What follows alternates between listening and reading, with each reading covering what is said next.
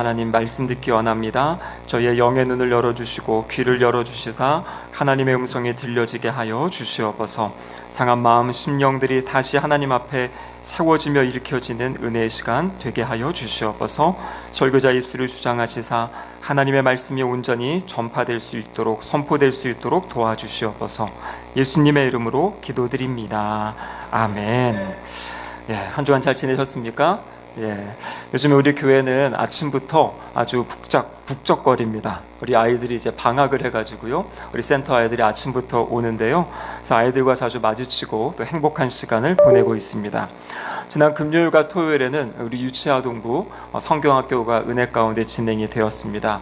아이들을 볼 때마다 저에게 또 새로운 힘이 생기는 것 같고, 이 아이들의 엄청난 에너지가 참 교회에 활력을 주는 것 같습니다.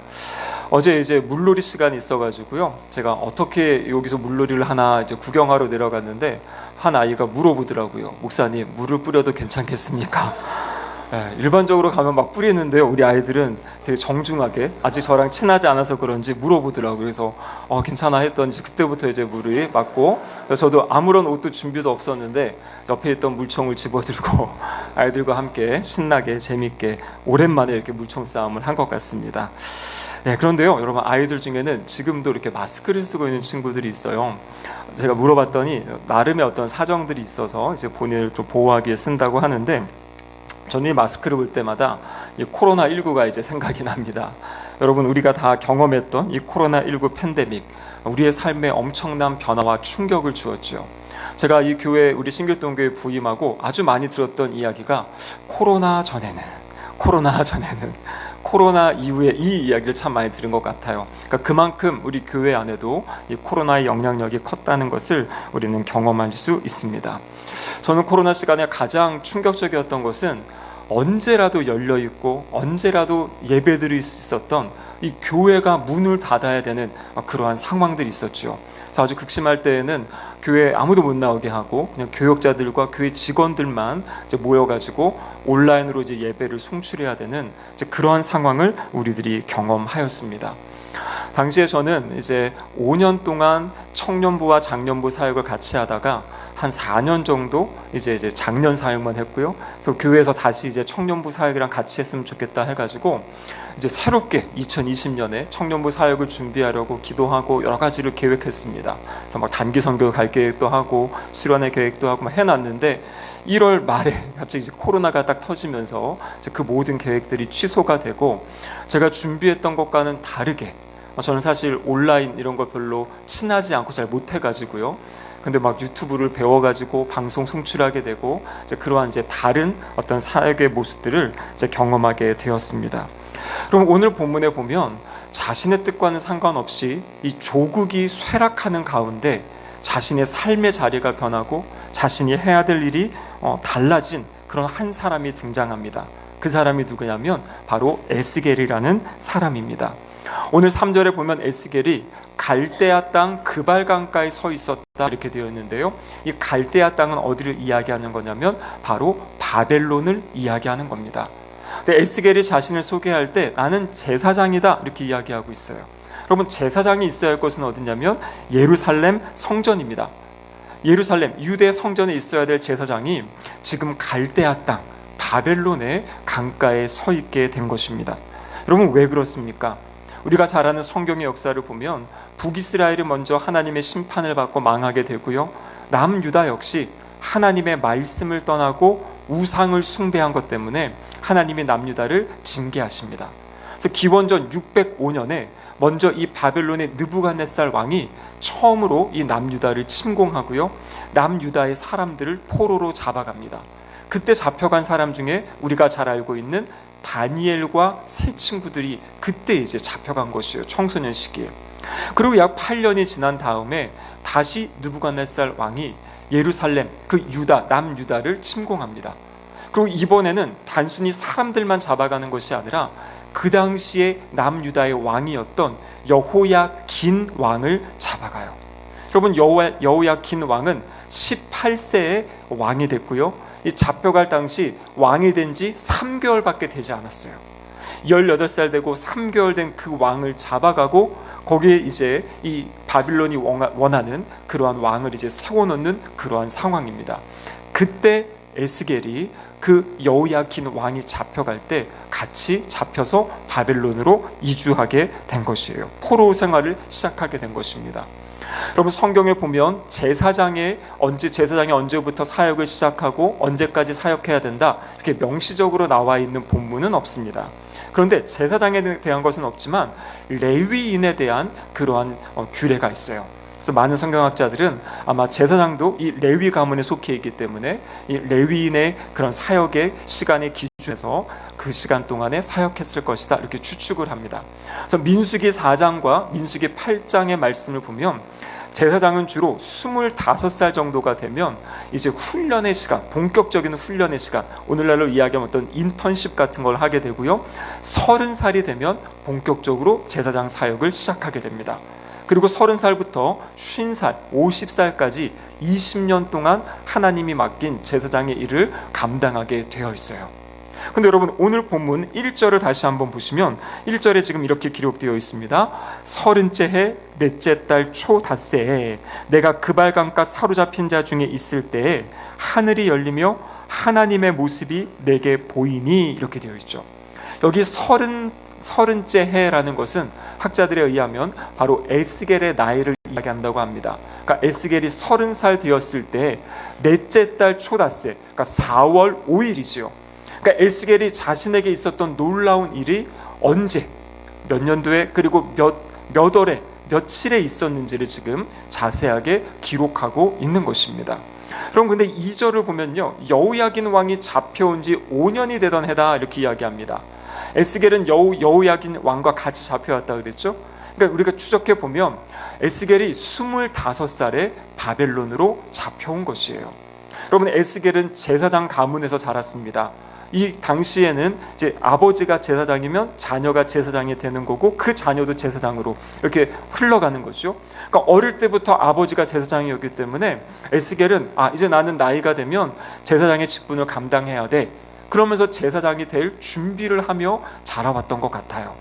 근데 25, 이제 성전에 가서 본격적으로 제사장 훈련을 받아야 될 그 시기에 이 유다 나라의 그런 쇠락함으로, 멸망함의 그 진조로 지금 바벨론으로 잡혀가게 된 것이에요.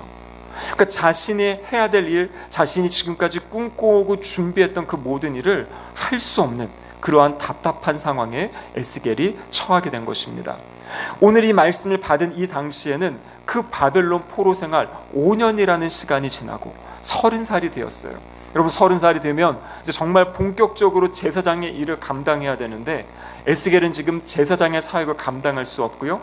바벨론 포로로 잡혀와서 이 당시 신바벨론 제국의 이 건설 현장에, 오늘날로 이야기하면 막노동판에 지금 이제 일을 하고 있는 그러한 상황입니다.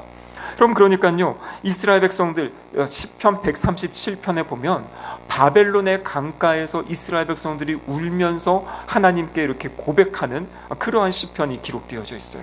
그러니까 포로로 끌려와서 이국, 말리, 이 타지, 이 예루살렘에서 바벨론까지는 약 1000km가 넘는 그런 거리거든요. 그곳에서 지금 자신이 하고 싶었던 일을 하는 것이 아니라 어쩔 수 없이 맡겨진 이 막노동, 공사 현장에서 일하고 있던 사람이 에스겔입니다. 여러분, 에스겔이 그런 마음에 어떠한 기도가 있었겠습니까? 하나님, 지금까지 저를 준비시키시고 여기까지 저를 세우셨는데 왜 제가 지금 여기에서 이런 일을 하고 있어야 됩니까? 하나님, 도대체 하나님 어디 계십니까? 하나님, 저는 저의 고국으로 돌아갈 수 있는 겁니까? 하나님, 우리나라는 회복될 수 있습니까? 아니면 나는 앞으로 이곳에서 어떠한 마음을 가지고 무엇을 하며 살아야겠습니까? 아마 숱한 질문과 숱한 의문을 가지고 에스겔이 이 바벨론 포로 생활을 하고 있었을 겁니다. 그런데 그 날 가운데 이 4월 5일에 엄청난 일이 일어난 것이에요. 어떤 일이 일어났다고 기록되어 있습니까? 우리 1장 1절을 다시 한번 보시면 거기에 하늘이 열리며 하나님의 모습이 내게 보였다 이렇게 되어 있어요. 에스겔이 있던 그 자리에 하늘이 열리는 경험을 하게 됩니다. 여러분, 이런 유명한 말이 있죠. 우리가 앞문이 닫힌 것 같고 옆문이 닫힌 것 같고 뒷문이 닫힌 것 같은, 모든 우리의 문이 닫힌 것 같을 때 하나님께서는 하늘의 문을 여신다. 여러분, 이러한 이제 유명한 말이 있어요. 그러니까 나의 모든 상황이 닫혀 있을지라도 하늘이 열려 있다라는 것이에요. 근데 오늘 본문은 하나님이 직접 하늘을 여시면서 에스겔에게 찾아오신 겁니다. 하늘을 여시고 찾아온 그 이야기가 에스겔 1장부터 3장까지 기록되어 있는데요, 오늘은 그 말씀을 통해서 우리의 삶의 자리에도 하나님 하늘의 문을 여시고 우리의 삶에 찾아와 달라고 이렇게 기도하는 마음으로 오늘 이 말씀을 함께 나누기를 원합니다. 하나님께서 하늘의 문을 여셨어요. 하늘을 여신 다음에 가장 먼저 한 것이 무엇이냐면 하나님이 에스겔에게 하나님 자신을 보여주셨어요. 하나님 자신의 모습을 계시해 주십니다. 성경에 보면요, 하나님께서 하늘을 여시는 사건들이 몇 군데에 등장합니다. 첫 번째로는 누가복음 3장에 보면 예수님께서 세례를 받으시죠. 세례 받으신 다음에 이제 강가에서 올라와서 기도하십니다. 그때 성경을 보면 하늘이 열리고 성령이 비둘기같이 찾아오세요. 그리고 하늘에서 하나님의 음성이 들려집니다.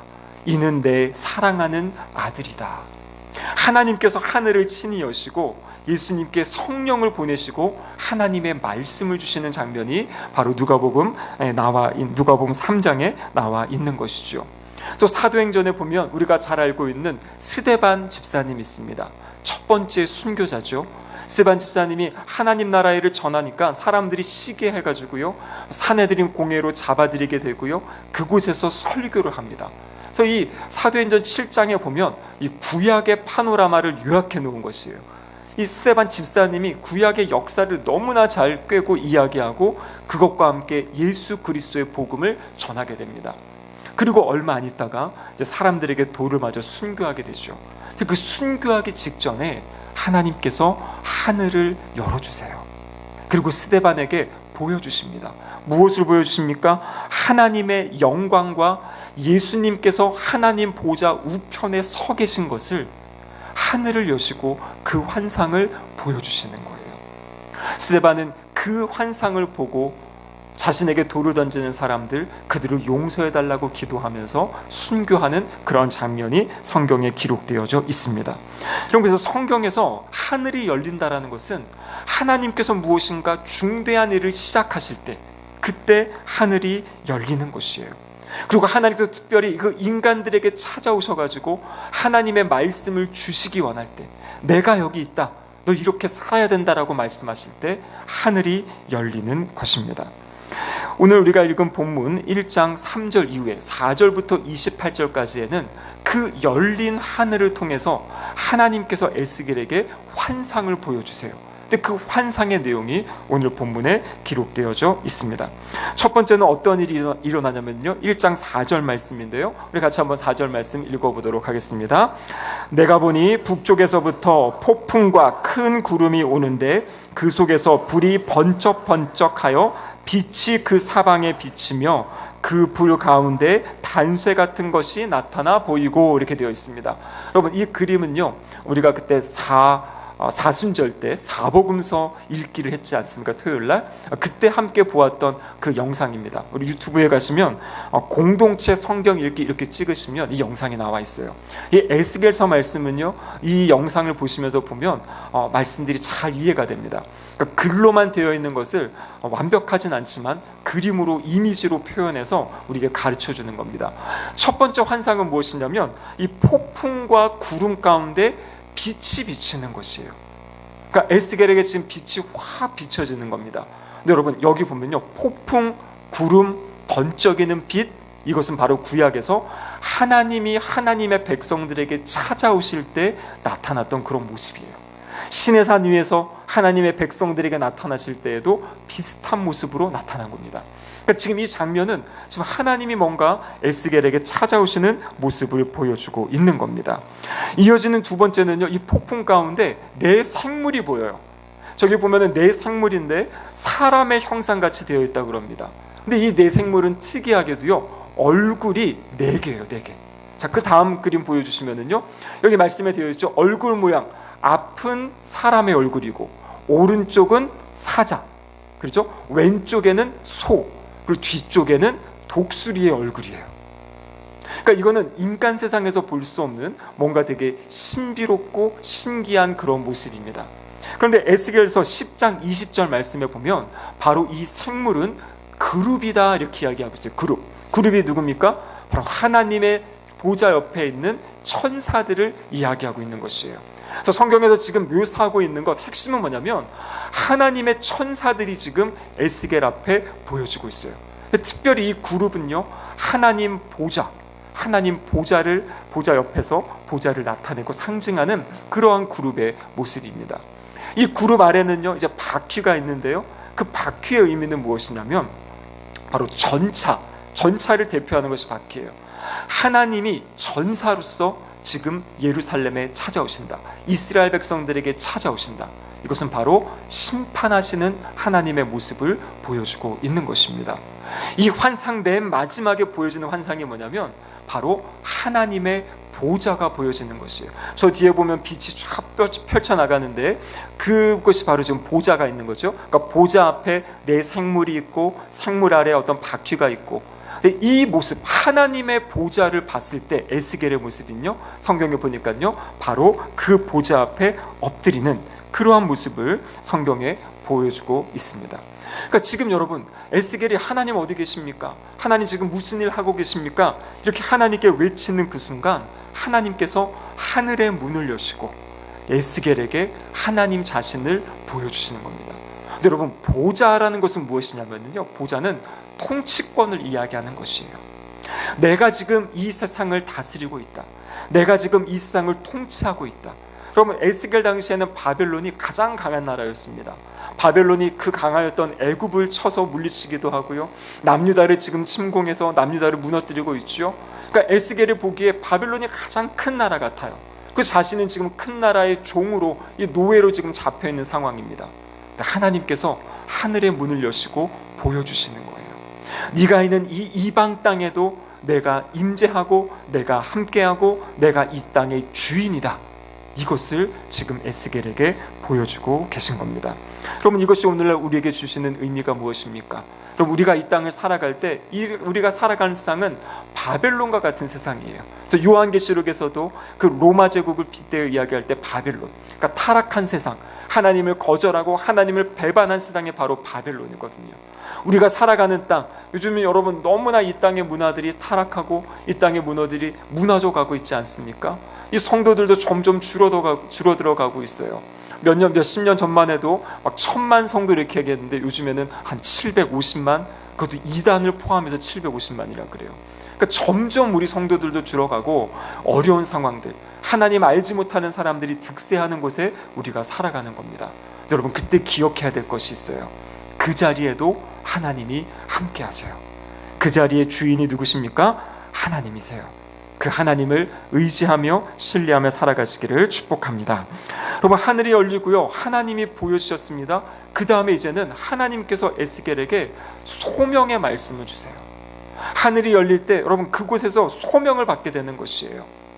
에스겔이 지금 하나님 앞에 엎드려 있습니다. 하나님께서 하나님의 영을 보내시고 에스겔을 일으키세요. 그리고 에스겔에게 말씀하십니다. 그 말씀이 에스겔서 2장 3절 말씀입니다. 같이 한번 읽어보겠습니다. 내게 이르시되 인자야, 내가 너를 이스라엘 자손 곧 패역한 백성 나를 배반하는 자에게 보내노라. 그들과 그 조상들이 내게 범죄하여 오늘까지 이르렀으니. 자, 여기 보니까요, 에스겔에게 뭐라고 말씀하십니까? 패역한 백성에게 내가 너를 보내겠다. 에스겔서 3장에 보면 내가 너를 파수꾼으로 세워서 이스라엘 백성의 파수꾼으로 너를 사용하겠다 이렇게 말씀하세요. 그럼 파수꾼은 어떤 존재입니까? 높은 성리에 올라가 가지고 지금 적군이 오나 안 오나 보고 있다가 적군이 오면은 백성들의 것을 경고하는 거죠. 그래서 지금 에스겔에게 하나님의 파수꾼으로 세운다. 그래서 이스라엘 백성들에게 지금 경고하는 것이에요. 계속 그렇게 나아가면 하나님의 심판이 있다. 하나님의 심판이 있다. 돌이켜야 된다. 그것을 이제 가르치고 깨우치는 그러한 사명을 에스겔에게 준 것입니다. 여러분, 말씀드렸죠? 제사장들은 30살이 되면 성전 안에서 제사장의 사역을 감당해야 돼요. 근데 지금 에스겔은 성전을 떠나서 1000km가 떨어진 바벨론 땅에 있습니다. 막노동의 현장에서 지금 일하고 있어요. 근데 그 그 자리에서 하나님이 새롭게 에스겔에게 소명을 주시는 겁니다. 그 소명이 무엇입니까? 하나님의 말씀을 전해라. 나의 말을 전해라. 여러분, 이 사역은 이제 에스겔이 제사장이 아니라 선지자로서의 역할을 지금 하나님께서 부여하시는 거예요. 지금까지는 제사장이 되기 위해 자신의 삶을 준비하고 그렇게 여기까지 왔는데 이 상황이 변했어요. 에스겔이 원하지 않는 그런 상황입니다. 하지만 그 상황 가운데서 하나님은 에스겔을 선지자로 세우십니다. 그러면 선지자는요, 그 일을 감당할 수 있어요. 막노동을 하면서도 그 삶의 자리에서 하나님의 말씀을 선포하고 전할 수 있게 되는 것이죠. 그래서 내가 무엇을 하며 살아야겠습니까? 여러분, 알지 못하고 답답할 때 그때 우리가 구해야 될 것이 무엇입니까? 하나님, 하늘을 열어주세요. 그리고 저에게 말씀해 주세요. 하나님, 제가 저의 삶의 자리에 무엇을 하며 어떻게 살아야겠습니까? 라는 것을 여러분, 그 하나님의 음성을 들으시기를 바랍니다. 제가 몇 년 전에 우리 젊은 부부 두 가정과 온라인으로 이렇게 제자훈련을 한 적이 있어요. 서로 시간이 안 맞아가지고 저녁 시간에 제자훈련을 했는데, 한 집사님, 남자 집사님이 제자훈련 마지막에 이렇게 간증문을 쓰는데 그렇게 기록했어요. 본인이 교회 신앙생활도 참 열심히 해왔고 교회에서 참 인정받고 사람들로부터 그런 신앙생활 해왔는데, 이제 결혼을 하고 자녀들을 낳고 젊은 이제 집사님입니다. 직장 생활을 하는데, 여러분이 직장 생활이 너무나 쉽지 않잖아요. 특히 요즘에 30대 40대가 가장 직장에서 많이 일을 해야 되고 많은 그런 책임감 있는 시대인데, 그 일을 하는 것이 너무나 힘들고 어렵다는 것이에요. 그래서 직장 생활에서 그래, 내가 가장이니까 내가 돈을 벌어야지, 그러면서 그 마음을 가지고 직장 생활을 버티는 그런 상황이었어요. 그런데 하나님의 말씀을 듣는 가운데, 하나님의 말씀을 배우는 가운데 하나님의 그 음성을 마음 가운데 듣게 된 것이에요. 이 직장의 자리가 그냥 내가 돈 버는 자리가 아니라 이 자리를 통해서 하나님이 나에게 하실 일이 있다. 이 자리를 통해 내가 하나님을 증거하고 하나님의 나라를 세워가는 하나님의 거룩한 사명이 있다는 것을 이 제자훈련을 통해서 이분이 경험하고 알게 된 것이에요. 그래서 마지막에 간증문에 뭐라고 써놨냐면, 요즘에는 아침에 출근할 때마다 기대가 됩니다. 하나님이 나의 삶에 이 직장에서 어떠한 일을 행하실지 기대가 돼서 기도하면서 내가 하루를 출근한다고. 그 아내분 얘기를 들어보니까요, 출근할 때 딱 두 가지 들고 출근한대요. 핸드폰과 생명의 삶. 그래가지고 점심시간에 점심 빨리 먹고 큐티할 시간이 없으니까요, 그 시간을 쪼개가지고 하나님 말씀을 묵상하면서 기도하면서 그렇게 치열하게 하루하루를 살아간다는 이야기를 들었어요. 그럼 이것이 무엇입니까? 하늘이 열리면 하나님의 음성이 들려지는 것이에요. 나의 삶의 직장의 자리, 일터의 자리, 이 자리를 도대체 하나님이 왜 보내셨는지, 하나님은 뜻없이 그 자리를 우리에게 있게 하시는 것이 아니거든요. 때로는 내가 있고 싶지 않은 자리인데 하나님이 우리를 그 자리에 보내십니다. 그 이유가 무엇이냐면 그것은 바로 하나님의 부르심의 자리이고 소명의 자리예요. 여러분, 기도하시기 바랍니다. 하나님, 제가 이곳에서 무엇을 하기 원하십니까? 저를 이곳에 왜 보내셨습니까? 여러분, 그 사명을 발견한다면 똑같은 삶의 자리가 달라지는 것이에요. 하나님을 향한 기대가 생기고요, 하나님을 향한 소망이 생기고요, 그 삶의 힘과 능력이 내가 살아가야 될 이유를 발견하게 되는 것입니다. 그래서 이 두 번째로 하나님 하늘이 열리고 소명을 받게 됩니다. 그리고 세 번째로는요, 하나님이 말씀하십니다. 3장 1절 말씀인데요, 우리 같이 한번 읽어보겠습니다.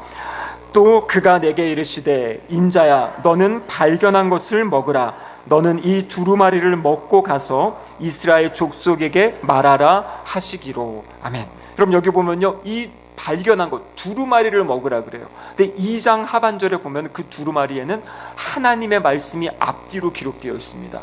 여기서 말씀하는 건 뭐냐면, 하나님의 말씀이 담긴 그 두루마리, 하나님의 말씀을 먹어라, 이렇게 이야기하고 있어요. 이 3장 이후에 보면요, 먹어서 배와 창자에 채워라, 이렇게 이야기합니다. 그럼 먹는다는 것은 무엇이에요? 그것을 먹어서 우리 몸에 소화가 되고 그것이 우리의 몸에 무엇인가 영양분 공급하고 우리 몸을 움직일 수 있는 힘이 되는 거잖아요. 그러니까 지금 에스겔에게 그 상황, 그에게 주신 소명, 그 사명을 감당하기 위해 중요한 것은 하나님의 말씀을 먹어야 된다는 것이에요. 하나님의 말씀을 체험해야 되고, 하나님의 말씀이 온 나의 모든 마음과 생각과 심령 가운데 그 말씀이 나를 주장하도록, 그렇게 그 말씀을 붙잡아야 될 것을 이야기하고 계신 겁니다. 여러분, 이것은요 우리 모두에게 동일한 것이에요. 우리가 살아갈 수 있는 힘과 능력이 어디서부터 오냐면 바로 하나님의 말씀으로부터 오는 것이에요. 그래서 하나님의 말씀은 교훈과 책망과 바르게 함과 의로 교육하기에 유익하고, 그것을 통해서 하나님의 사람으로 온전하게 하는 것, 그것이 바로 하나님의 말씀입니다. 여러분, 제가 요즘에 이제 하반기를 어떻게 해야 될지, 또 내년에 어떤 사역들을 해야 될지 이렇게 기도하면서 이렇게 자료를 보고 좀 연구하고 있어요. 그래서 제가 한 책을 읽었는데요, 제가 그 책을 읽고 엄청난 충격을 받았습니다. 이 주 중에 뭐냐면은, 저는 지금까지 제가 주로 맡았던 이제 부서가 청년부와 장년부였기 때문에 저는 언제나 이 부서의 가장 핵심 사역을 제자 훈련을 삼고 있어요. 여러분, 제자 훈련은 다른 것이 아니에요. 끊임없이 하나님의 말씀과 만나고 말씀을 부딪히게 하는 겁니다. 근데 개인적으로 힘들기 때문에 제가 함께 모여가지고 그래서 점검하고 할 수 있도록 격려하는 것이 바로 제자 훈련이거든요. 그래서 저는 이제 청년들, 장년분들 제자 훈련 가운데 하나님을 만나고 삶이 변화되어지고 새로운 그런 힘을 얻는 것들을 많이 보았기 때문에 이 청년분들, 청년과 장년 사역에 집중했거든요. 근데 제가 이번 주에 읽은 책을 보니까요, 한 교회가 유치부부터 제자 훈련을 하더라고요. 6살, 7살 아이들이 제자 훈련을 받아요. 주중에 성경을 읽고 글씨 모르는 사람은 부모님들이 성경을 읽어주는 거고요, 성경 말씀을 암송을 하고요, 그 아이들이 매일매일 큐티를 하고요, 그 아이들이 토요일에 나와가지고 말씀을 배우고 찬양을 연습하고 기도 훈련을 하고. 그러면 이 교회가 작년 성도가 한 2,000명 되는 교회인데 아이들이 1,600명이래요. 근데 이거는 이게 지금 한국에, 근데 이거 서울에 있는 게 아니라 지방에 있는 교회가 그래요. 엄청난. 근데 그 교회의 핵심 사역이 뭐냐면 모든 부서에 하나님의 말씀으로 아이들을 양육하고 키우는 겁니다. 그럼 많은 교회들이 아이들을 재밌게 해주면 아이들이 몰릴 줄 알아요. 선물을 많이 주면 아이들이 몰릴 줄 알아요. 그렇지 않아요. 하나님이 아이들도 하나님의 말씀, 영적인 존재이기 때문에 하나님의 말씀을 듣고 그 말씀에 부딪힘이 있고 깨달음이 있고 은혜가 있으면은요, 아이들이 오더라고요. 깜짝 놀란 것이, 여러분, 요즘에 고등학생들 얼마나 바쁩니까? 저희 아이도 보면 너무나 안쓰러울 정도로 그렇게 일정들이 있는데요, 그 교회는 고등학교 아이들이 주일 아침 7시 40분에 와가지고 제자 훈련을 한대요. 낮에는 이제 학원 가야 되니까. 상상이 됩니까? 그래서 제가 충격을 받은 거예요. 교회 분위기가 그러니까 모든 아이들이 큐티하고 모든 성도들이 큐티하고 말씀 읽고 묵상하고. 여러분, 우리의 기준 요즘 어떻습니까? 아이들이 주일 예배라도 드리면 좋겠어, 주일만이라도. 제가 너무나 하나님 앞에 죄송했어요. 저의 기준이 너무나 낮았던 거예요. 유치부부터 지금 큐티를 하고 매일 하나님 말씀 붙잡고 가정 예배 드리면서 그렇게 하나님의 사람으로, 하나님의 가치관으로 아이들을 변화시키는 교회가 이 시대에, 우리 한국에, 그것도 저 지방에 있는데 많은 것들을 가지고 있고 많은 우리 자원들이 있는 우리 교회가 그렇게 하지 못하는 것이 참 죄송하다라, 이런 마음이 들었습니다. 그래서 제 마음 가운데 우리도 시작해야겠다. 작년만이 아니다. 이제 중요한 거는 이제 제자 훈련을 할 때 이 선생님들이 준비돼야 되기 때문에, 그래서 선생님들을 제가 잘 키워서 이제는 유치부부터 중고등부, 초등부, 이 모든 부서가 이 제자 훈련이 다른 게 아니라 하나님의 말씀을 끊임없이 부딪히고 말씀을 먹는 훈련이거든요. 그래서 말씀을 먹어서 각자의 삶의 자리에서 정말 그 말씀의 능력으로 살아갈 수 있는 그런 교회를 세워야겠다라는 새로운 그런 소망을 갖게 되었습니다. 이제 기대가 되지 않으십니까? 기대가 되는 거예요. 그래서 우리가 그렇게 하고, 자, 그래서 오늘 말씀을 마무리하겠습니다. 핵심은 뭐냐면요, 하늘이 열려야 돼요. 다른 말로 이야기하면 영적인 눈이 열려야 됩니다. 그래서 하나님이 이곳에 계시는구나, 하나님이 이곳에 역사하시는구나, 그리고 하나님이 나의 삶에 기대가 있으시구나, 내가 그 기대에 충족하여 살아야겠다. 그것을 위해서 하나님의 말씀을 먹고 그 말씀의 힘으로 주님신 능력으로 살아가는 우리 모든 성도님들 되시기를 주님의 이름으로 축복합니다. 아멘. 함께